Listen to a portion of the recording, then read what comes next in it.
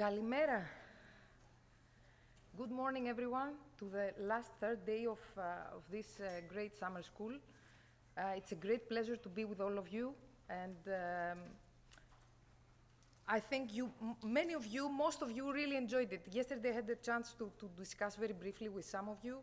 It seems to be a good experience, a nice experience, I think, so well done for this effort. Before starting, I would like to express my gratitude to Professor Koumoutsakos, as well as to Dr. Karkaletsis for highlighting the notion of AI ethics and highlighting the importance of it throughout the 2 days. Oops. Okay. Thank you. Okay, we sorted this out. A big thank you for this. So today's session focuses on ethical and policy perspectives in the context of artificial intelligence.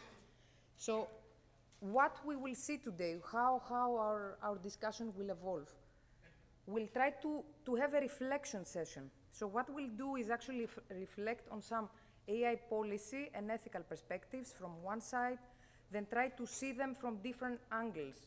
So try to focus both on a more macroscopic perspective, but also at a microscopic level, allow for some personal reflections. You will see this is a small surprise we have prepared for you.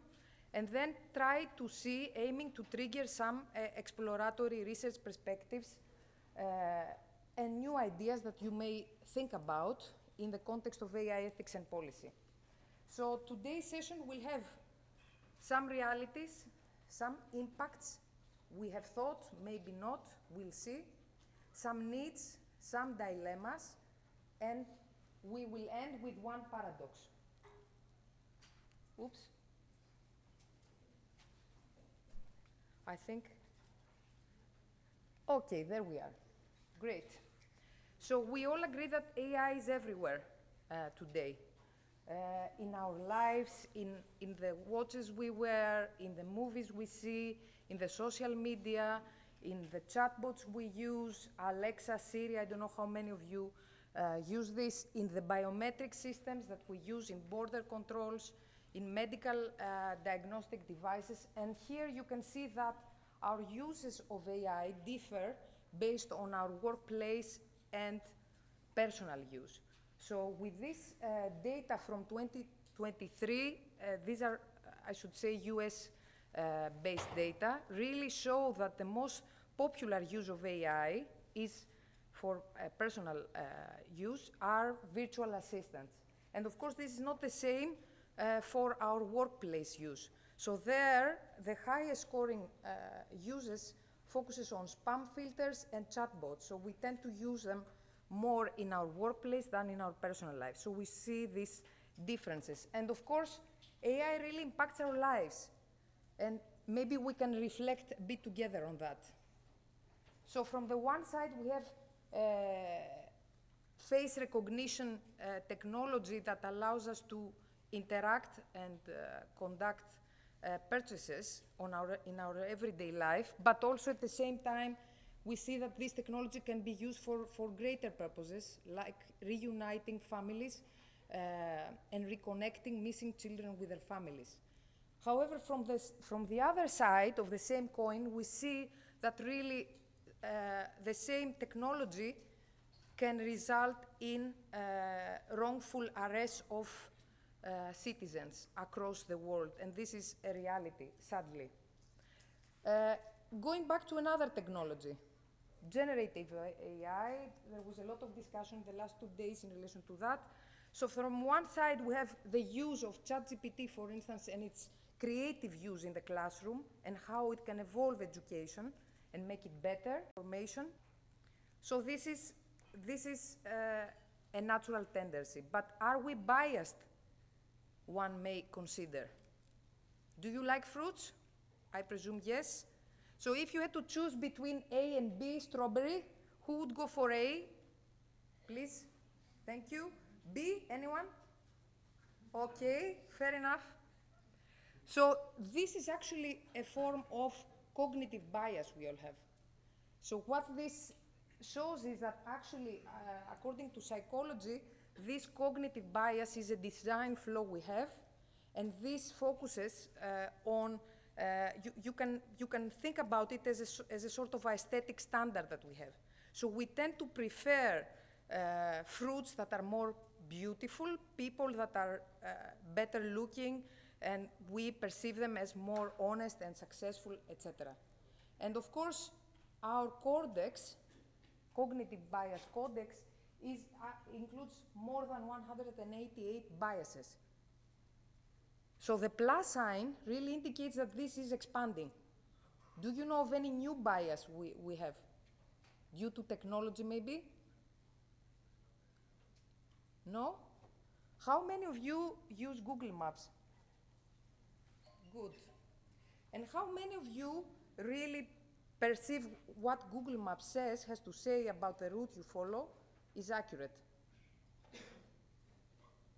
This is a new sort of bias, a new form of bias we are creating, that we over-rely on technology and we over-trust technology. So this is why you see there a plus sign of, in relation to our biases and how they evolve. And if we think about the impact of our bias on fruits, is really big, because a very big portion of vegetables and fruits is really ruined every year because of this bias we have. And this amount is so big that could really solve world hunger. Think about it.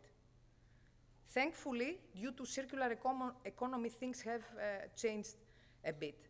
So if we are to reflect now about this impact of bias in AI, you can try to reflect on the different areas: economic perspective, social, environmental, individual, etc. But before we continue, let's see how we found ourselves in this point in the AI revolution. Try to be more macroscopic in a way. So the drivers of AI were mainly three: more data, more computing power, and more scientific breakthroughs. And if we are to talk about data, you can see here that actually the amount of data that is generated on a yearly basis is exploding, both by humans and machines, new ways of generating data that far outpaces our ability to analyze, absorb, interpret this information.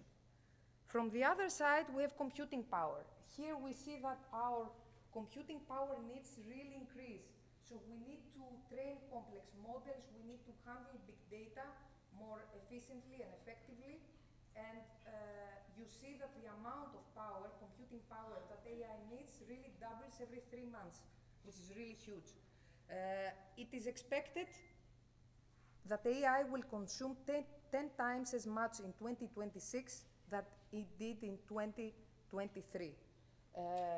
At that year, the data centers will use as much energy as Japan. Recently, there were studies about outsourcing the data spaces to space. And this is a reality. So there was a recent study from Thales Alenia Space, very recently, that actually showed that this is possible and doable. And then we have a huge scientific breakthroughs. So here you can see the number of AI publications in the world between 2010 and 2022, and you can see that this has tripled over the years. And of course, these scientific breakthroughs focus and include both fundamental scientific research, but also industrial research. And here we can see that even industrial companies like Google and others are actually heavily active in these areas. So according to the Stanford AI Index report for 2024, it was 2022 that AI began to advance scientific discovery itself. In 2023, we see the launch of two very significant science-related AI applications, AlphaDev and Gnome, from Google DeepMind, evolving different areas and discoveries for new materials and algorithmic sorting. And if we see at the machine learning models by sector, the most notable ones, for a period of 10 years. You will see here again that industry is leading the way with the vast majority of models, and then academia is in the third place, and then the industry and academia collaboration is in the second position. So you see the importance of this extroversion, if you want, and collaboration and co-creation with industrial stakeholders. And then if we see this dispersed at the geographical area, we'll see that US is leading the way with 61 models, followed by China and Europe in the second position. So, having seen this, let's reflect a bit on the impact of AI. So we all know that it has a tremendous impact. It's key to the technological revolution, and it can contribute significantly to the global economic activity. So what does this say? Basically that the global AI market was valued over 136 billion euros in 2022, and this is expected to increase by 2030 to $15.7 trillion.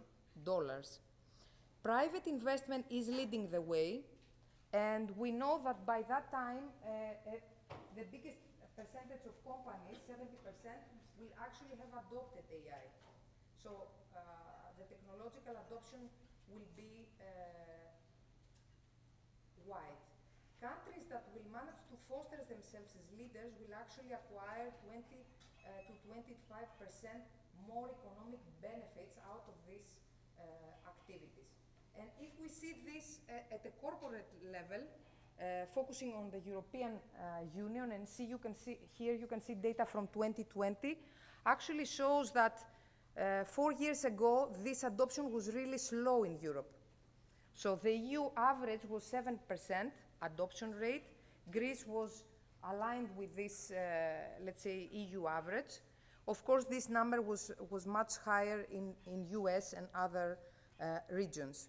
If we consider the industrial perspective, so the industries that are, let's say, the early adopters of this technology, we'll see that here we have marketing, healthcare, banking, financial services, and insurance as the core, let's say, adopters, and expecting to have the highest market share in the coming years. But let's see, out of all this, who is the one, or who are the ones that gain the most from AI? So if we go and explore a country-level analysis, we will see that, and this is some projections, of course, for 2030, you will see that the regions that are expected to have the widest, AI is expected to have the widest contribution to their economy are US and China. Europe follows, and then some areas in the developed Asia region, and Australia and Oceania. But in order to reflect a bit more on this, we need to examine, and I try to understand how the investment takes place. So who is really investing in order to acquire all these benefits? So here we will see, if we go again at a more macroscopic level, we'll see that private investment is leading the way, and here you can see US and China being the leaders in this private investment, of course followed by Europe, again Australia and Oceania region. So you can see a small similarity. And even if we see this private investment in detail, you will see that for 2023, US indeed had the biggest percentage of private investment. And if we look at the venture capital investments for generative AI, you will see again a similarity showing US clearly having the highest degree of investments, followed by China and Europe. If we go now to the public sector, we will see that also AI research and development is a policy priority for countries. So there is a lot of investment, both in US and in China and Canada and Europe. Big amounts of investment take place in order to ensure adequate adoption, but also the potential for highest market share. And this can be depicted in the national AI strategies of these countries. So if we go and see these national AI strategies that in a way reflect, this can be seen as an investment plan from the side of the countries, isn't it? So it actually shows where each country is is looking forward to invest the most amount of money. And here you can see a sort of similarity in some specific areas like agriculture and education and healthcare, mobility and transportation, and public administration. So AI for the public administration, again, a big impactful areas. So having seen the investments, having seen the expectations, let's see how countries are performing. So if we see at the Global AI Index, the 4th edition, that was revisited in June 2023, focusing on 3 levels, that is the level of investment of countries, the level of innovation and implementation across 62 countries, we will see that again, we have a similar pattern. We see a clear leader, US, followed by China, and then being the innovators in this domain. And then we have a middle ground of medium, let's say, AI index capacity. And of course, this global AI index is a composite of more than 100 metrics for these 62 countries. And you will see the laggards at the very end. So we have a clear differentiation between how countries are performing or in this global index. So the question that appears in all our minds is whether an AI divide is close. And unfortunately, this has become more evident in the last few years. So we see that, for instance, this AI divide between the global north and global south is becoming evident. The World Economic Forum in 2023 actually presented this as a new challenge for humanity, where the economics and social benefits of AI are concentrated in specific areas. So this actually means that the 70% of the global economic impact of AI will be mainly in North America and China. So this creates a competitive race for AI dominance. We've all seen this, we are reading about it. However, this includes battles not only for talent, for skilled professionals and computing infrastructure, but also it focuses on access and control of data. And of course, this creates a big challenge for all countries across the world. So what is critical is to create an enabling operating environment, increasing the AI readiness of countries and regions. And of course, if we are not really thoughtful about this upcoming AI divide, I'm sure all of you have heard about the digital divide on an equal footing. Here, we will find ourselves with higher degree of inequalities appearing across the world, more algorithmic bias. Imagine all the models being trained with data being generated and representing specific regions only. And then, of course, we are at a risk of the loss of agency and autonomy and sovereignty about AI solutions that are developed by specific countries and regions.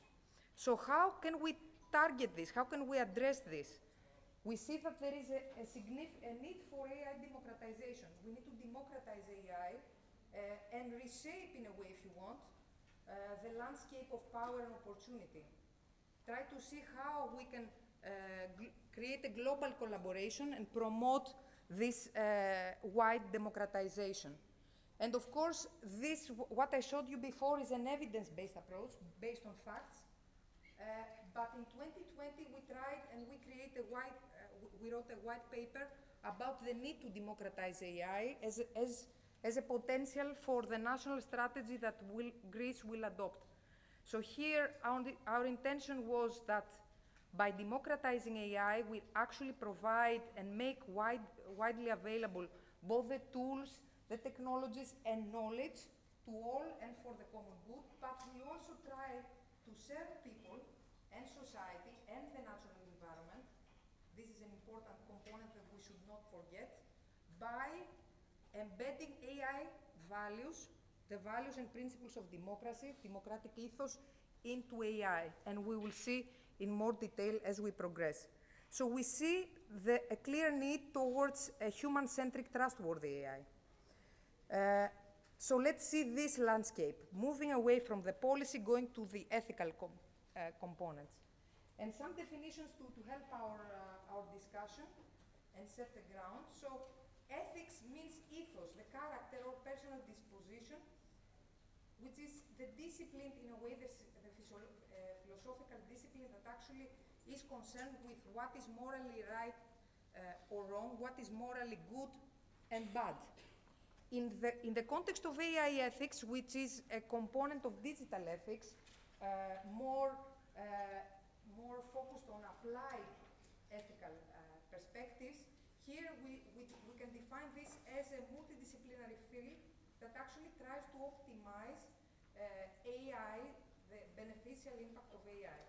So here we want to create systems, AI systems, that actually are ethical, they respect the fundamental human rights and freedoms, they avoid biases and discrimination.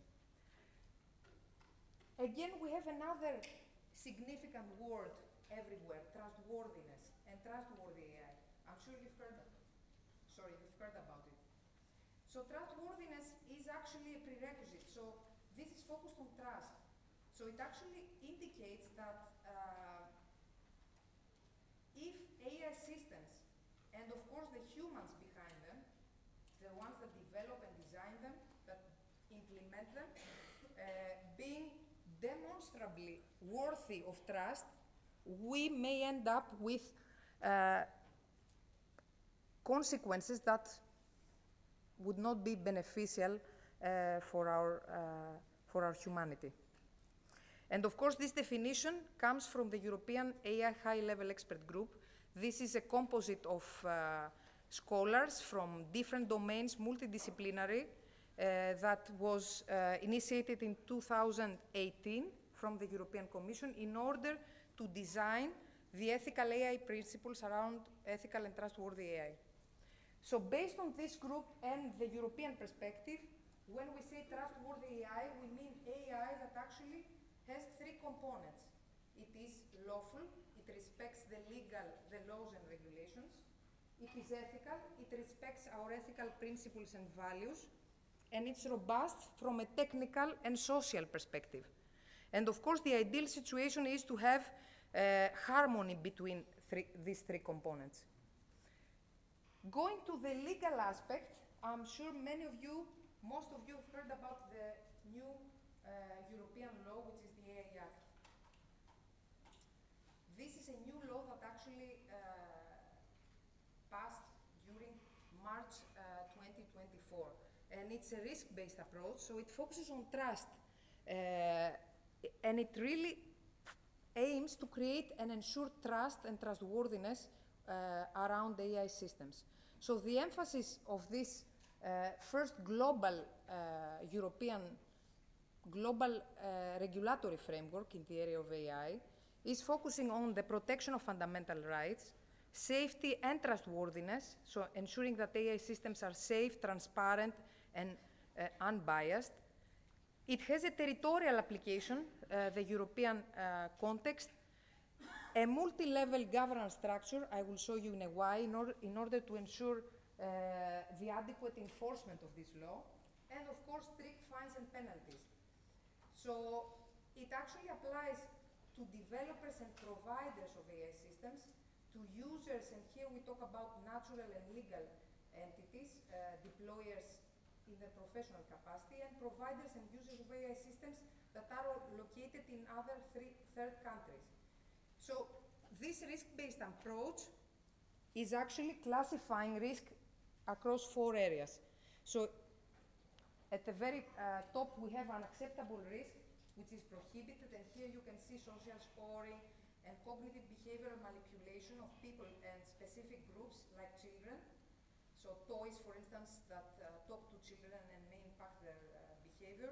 We have high-risk categories such as biometrics, critical infrastructure, education, employment, among others, and these are permitted with a specific set of conformity assessments, among other requirements. We have low-risk categories where they may impose transparency risks, and here we have chatbots and generative AI that are permitted but are subject to transparency obligations, so they need to clearly indicate that the output has been created by the specific generative AI technology, along with provision of certain form of data that has been trained on. And of course, minimal risk or no risk at the very bottom, which is the vast majority of AI systems that are permitted without any restrictions. So in terms of enforcement, you will see that Europe has a quite dense governance structure, both at the European level, so there will be involvement of the national authorities to complement the activities of the enforcement of AI Act. A European AI office has already been set up during the last month, and of course we have a set of boards, like the European Intelligence Board. Here members, high-level members of each member state participate, an advisory board with diverse stakeholders again, and a scientific panel trying to focus on providing expertise in specific areas.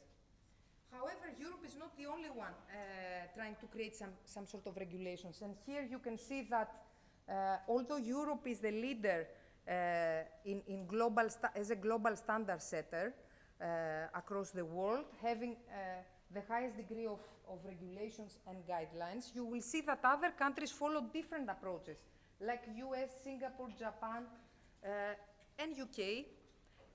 And then we have Canada having high degree of regulations and low level of guidelines and principles. So you can see this diversity, and this is very interesting to reflect with what we discussed before about what is invested and how countries approach AI technology in addition to regulation. So going back to the ethical principles and guidelines, we said that trustworthy AI is AI that is lawful, ethical, and robust.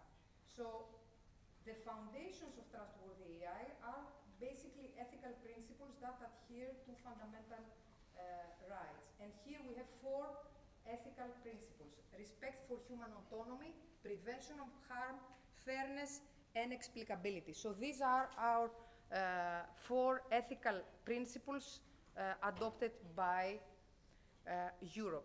This lead, of course, the realization and their implementation, if you want, leads to 7 key requirements.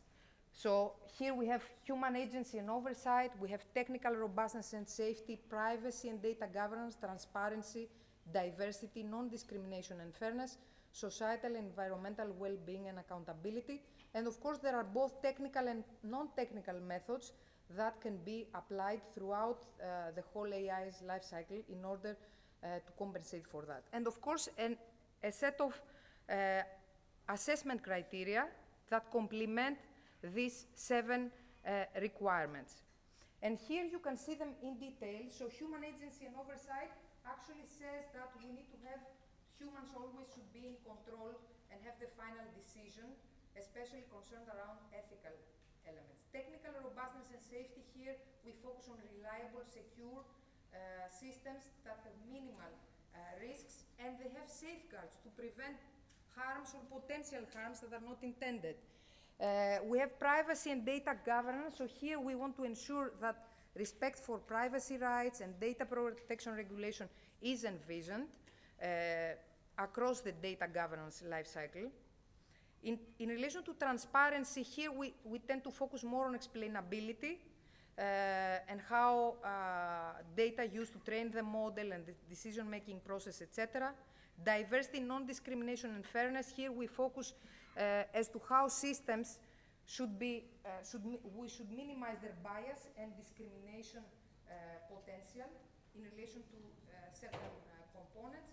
Societal and environmental well-being, how we will ensure that there is a positive societal impact and environmental impact. And lastly, accountability. So try to have clear lines of accountability. Who is accountable within the chain of an AI system development and lifecycle? So here you can see some examples. We usually tend to have worst cases. I try to include best practices in order to try to envision something positive. So for human agency and so oversight, we would have an AI medical diagnostic system that makes suggestions, but is the doctor that makes the final decision. So human in the loop, human in command aspects are relevant here. Technical robustness and safety, here we would have an AI system for financial fraud detection that would ensure the correctness and monitor all the time the correctness and accuracy of algorithms and try to address any potential failures. Here we would need formal verification, reproducibility components across the life cycle, and in incident response planning perspectives. In relation to privacy and data governance, here we will see, I'll try to sum up. We'll try to focus on federated learning approaches in order to minimize privacy concerns. Synthetic data. Yesterday we heard about the use of synthetic data. Here, of course, we talk about data that mimic real data, but we need not to forget that we may have new forms of biases because, in a way, they cannot cover all the complexities of real data. Data minimization and consent, some additional components. Transparency. For transparency, the focus would be on explainable AI, as we said, and documentation and communication as to what we can do. In relation to diversity, non-discrimination and fairness, if you remember, many of you, the case of Amazon and the AI resume screening case that actually created a very big issue about this system being biased. So we would need to include debiasing techniques and diverse development teams. Yesterday, our colleagues from the Meltemi LLM mentioned how important was for them, if you remember, that a diverse development team was created, how difficult it was to create, and how important it was. So this is linked with that. And then societal environmental well-being. Here we will talk about AI systems that focus on sustainability, how to optimize energy efficiency. And of course, in relation to accountability, how we would have clear liability guidelines in case of accidents. And here we can see the case of Google's Waymo self-driving car. So how we assess this? As mentioned before, there is a specific assessment, self-assessment tool, which is called Altai, and actually tries to implement and operationalize, if you want, these AI principles. So if you are not aware what to do, Altai is a good starting point. And of course, Europe is not the only one. There is a global activity around the creation of ethical principles and frameworks, and this we've seen it across the years. This is an example of a study that took place in Harvard Berkman Klein Center in 2020, trying to map AI principles. So one wonders which to select. How can we answer that? Let's see what research says. A study we did some months ago, trying to review this literature, really indicated that from a macroscopic perspective, most of them, and the fact that we have so many of them, creates a risk. The risk is that we avoid regulation, or we may delay regulation in some countries. Not in Europe, we already have one. From a more microscopic perspective, we see that the vast majority of these guidelines, so these ethical principles, if we look them in detail, they focus at the ontological ethical approach. So this actually means that they are focusing on duties and rules, what we have to do at an institutional level. Think about it as a top-down perspective. So the individual level, there appears to be a gap in relation to the individual level, the values and moral and character disposition of individuals involved in this AI system lifecycle. So this is a challenge for us if you really think that, if you really consider that AI has the potential to impose the values of its creators on its users, those affected by it, but also the society at large. And I don't want to go into a lot of detail, not to tire you a lot, but this is an analytical, the analysis of this meta-level literature review. So essentially what we did was we tried to include all the scoping papers that were reviewing ethical guidelines across the world, okay? And we tried to analyze them in order to see what we will identify. And here you see the mapping of the overarching AI ethics principles. And what did this analysis indicate? First of all, the focus in most of them is global. The research focus and the research type is essentially top-down. There is only one study that actually conducts a bottom-up, an empirical analysis, if you want, of these ethical principles and guidelines. There is a convergence, what appears to be the minimum requirement for ethically sound AI systems: accountability, privacy, fairness, and transparency in the last table that I showed you before.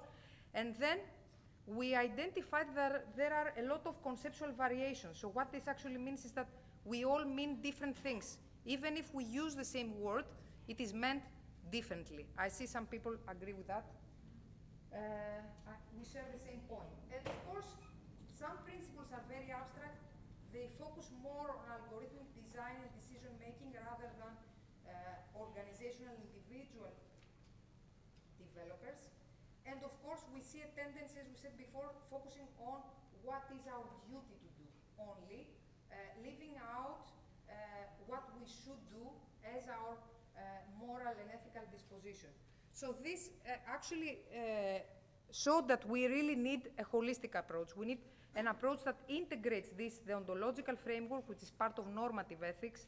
I don't want to go into a lot of detail, that focuses on actions, on duties and actions and rules, and then try to explore also virtue ethics and how virtuous character and our virtuousness in our everyday life can lead to more ethical and trustworthy AI systems. And of course, we need to see this and try to operationalize it within the technological development process in a way that focuses on integrating all of us in this environment. So adopting a socio-technical approach rather than a technical approach only. So here we mean essentially that AI systems should be thought as an integral part with individuals involved, with the society, their organizations, but also the environment. So we need to see this as a whole, not as a distinct component only. So if we want to become practical, how we can make this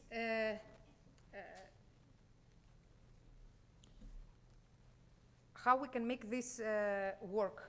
And this is our framework that combines the two approaches. I don't want to go in a lot of detail. I see that we don't have the time.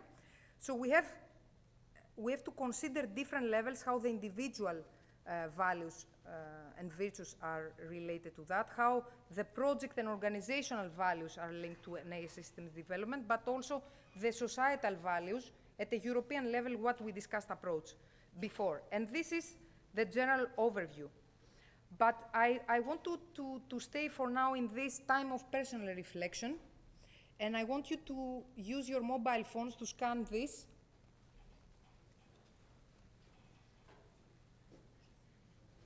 in order to see how some of the things we say can be realized, can be implemented.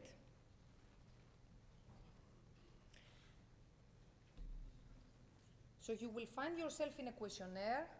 It is a very short 14 questions, very easy to answer. It is an anonymous assessment that actually will at the end provide an overview of your personal dispositions across areas. So try to take some time to see this.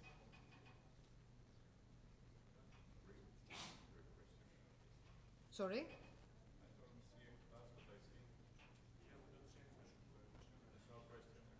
There is no questionnaire. Maybe we can share the link with you. There is something, if you go up in the menu. If you go up to the menu, thank you. Yeah, assessment tool, thank you so much.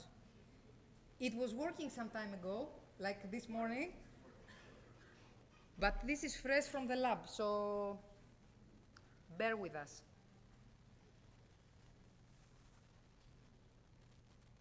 You found it?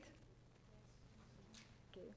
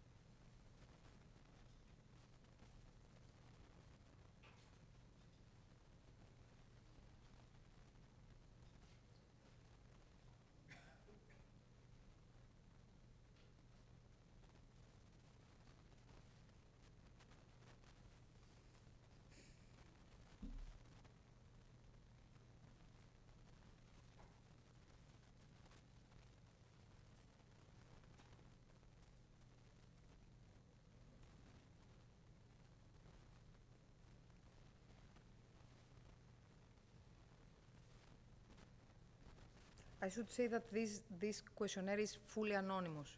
So you can skip this. It's optional. So you did it. Okay. So it actually, this assessment tries to act as a reflection, your personal reflection, in relation to your AI-related knowledge and values. So it focuses on your AI literacy level, and you will see this is the framework that we used for our analysis. You can see an overview of your AI literacy score across different areas, and you will also see what you think it's important, reflected more specifically for the context of software engineering in an operationalized way that actually focuses on Schwartz's 10 theory of basic human values, these 10 values that you can see in detail. So this will be something like your overview of your personal values, and here you can see the explanation.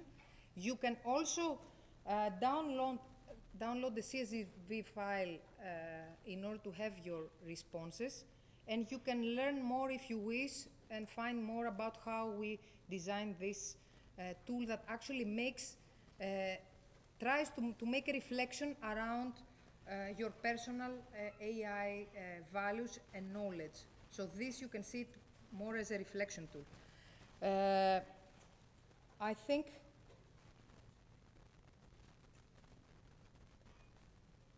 it is okay. I can continue. How much time we have? Would you like to have a discussion or not? Yes, why not? If you want to have a discussion, then we stop it, we upload, and then we take a discussion.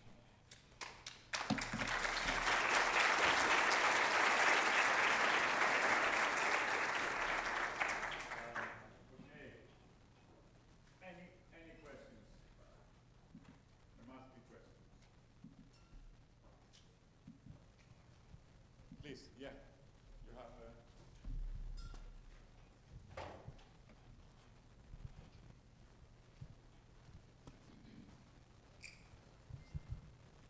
Good morning. Is it open? Yeah. I don't know if my question is within the limits of your expertise, but starting your presentation, you talked about investments on AI and the world's economy. So I would like to ask if you know, could the AI possibly have an impact on mining bitcoins? On mining? Mining bitcoins. That could be one area.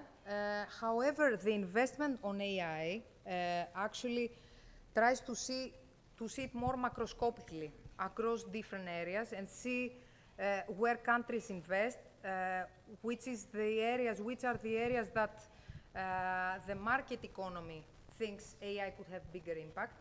So what you saw, what I tried to show you was just an overview of these areas that potentially, or countries and markets perceive as to have the highest potential impact and return on investment from AI activities. Thank you. There's a question up there. Thank you for your presentation. Do you know if there are any tools, frameworks, or methodologies to include policymakers in companies when they are training their models so that they can verify that they use their data in an ethical manner and that they are following AI standards? Do you know if there are any methodologies, frameworks to do such a thing? To include, you said, thank you for your question, it's very interesting. You said to include policymakers? Yes, external parties so that they can oversight the training process. The training practices of who? Of public sector, for instance, AI innovation, or private sector innovation? Because there is a different linkage, so there is a different relation. Mostly in the private sector, which I think it's much harder to control.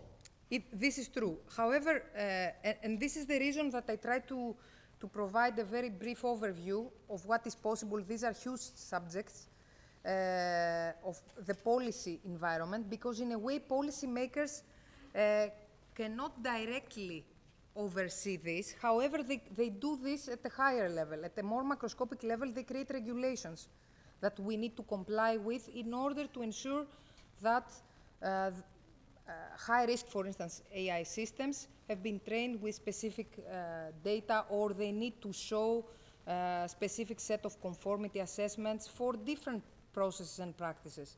Data training is one. And of course, there are different regulations for different components that impact differently AI systems.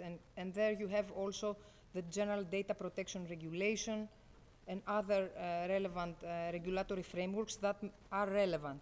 However, directly, if this is what you meant, this is not the case. Currently, there is a big dialogue of how to really include all the different stakeholders in this discussion. So how to have a meaningful discussion with everyone. In the trustworthiness and the three components that I showed you, we said that the ideal would be to have a harmony between them. And if there is an imbalance, it's the society that should reflect what should be done. However, how can we ensure as a society that civil society is actually actively involved? We try to include them in research as stakeholders, but maybe this is not enough. So this is a very big and important question that you are raising. Thank you very much. I